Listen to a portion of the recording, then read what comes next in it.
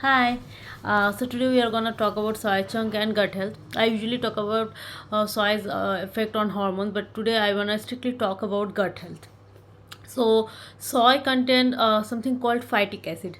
It's an anti nutrient. तो anti nutrient क्या करता है, ये आपके अदर मिनरल्स जो है माइक्रो न्यूट्रिएंट्स उनका एब्जॉर्प्शन कम कर देता है ओके गट में. So this phytic acid make it tough for zinc, magnesium, calcium to get absorbed in your gut. And soya chunk mostly कौन यूज़ करते हैं, वेजिटेरियंस. सो एनीवे इनके खाने में जिंक मैग्नीशियम कम होता है okay.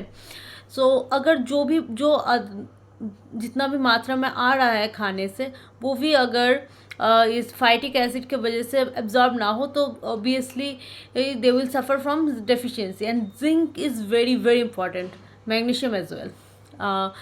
And then it contains something called oligosaccharides. Okay, it's a kind of carbohydrate, and it's come in FODMAP.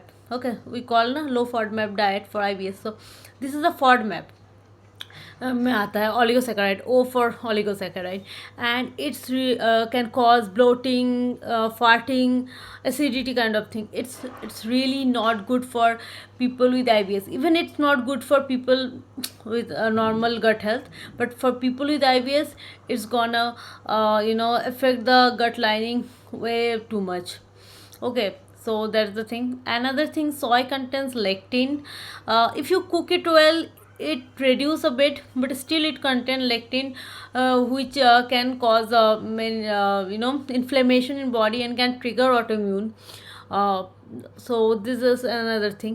So basically soy chunk is not really a good option. You can go for fermented soy, tofu and all, but that's also you should consume very less. And women and men of fertile age who are in their for fertility era, they shouldn't have it because it affects hormonal health.